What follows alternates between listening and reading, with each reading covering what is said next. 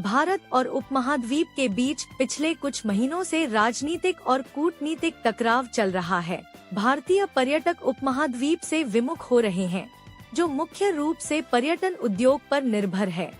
परिणामस्वरूप इस द्वीपीय देश में भारतीय पर्यटकों की संख्या में 33% की कमी आई है।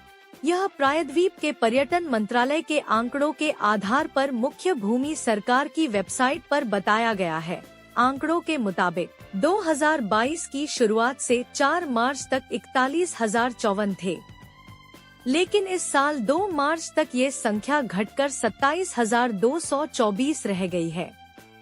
यानी पिछले साल की तुलना में इस साल 13,830 कम भारतीय पर्यटक उपमहाद्वीप गए हैं। पिछले साल उपमहाद्वीप में आने वाले पर्यटकों में भारतीयों की संख्या दूसरी सबसे बड़ी थी। उपरोक्त अवधि के दौरान भारतीय पर्यटकों की हिस्सेदारी 10% थी, लेकिन भारत हाल ही में 6% हिस्सेदारी के साथ छठे स्थान पर खिसक गया है। हालांकि 2021 से 2023 के बीच हर साल 2 लाख से अधिक भारतीय पर्यटक उपमहाद्वीप गए। भारत और उपमहाद्वीप के बीच राजनयिक विवाद नवंबर 2023 से शुरू होता है, जब चीन समर्थक नेता मोहम्मद मुइज़ू ने देश के राष्ट्रपति के रूप में पदभार संभाला था। उन्होंने देश की संप्रभुता की रक्षा के लिए भारतीय सैनिकों की वापसी की मांग की। इसके साथ ही परंपरा को तोड़ते हुए राष्ट्रपति के तौर पर पहली विदेश यात्रा भारत की बजाय चीन की हुई। बाद में जब प्रधानमंत्री नरेंद्र मोदी ने सोशल मीडिया पर लक्षद्वीप में समुद्र तट पर्यटन के विकास का आह्वान किया, तो उपमहाद्वीप के 3 उपमंत्रियों द्वारा मोदी के खिलाफ अरुचिकर टिप्पणियां करने के बाद दोनों देशों के बीच संबंधों में और खटास आ गई।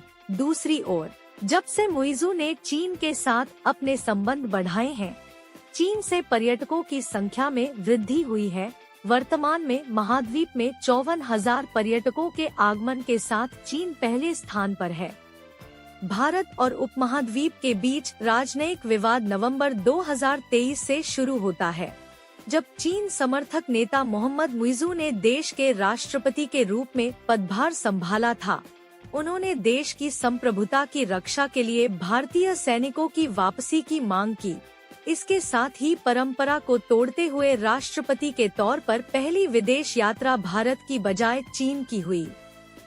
बाद में जब प्रधानमंत्री नरेंद्र मोदी ने सोशल मीडिया पर लक्षद्वीप में समुद्र तट पर्यटन के विकास का आह्वान किया, तो उपमहाद्वीप के 3 उपमंत्रियों द्वारा मोदी के खिलाफ अरुचिकर टिप्पणियां करने के बाद दोनों देशों के बीच संबंधों में और खटास आ गई।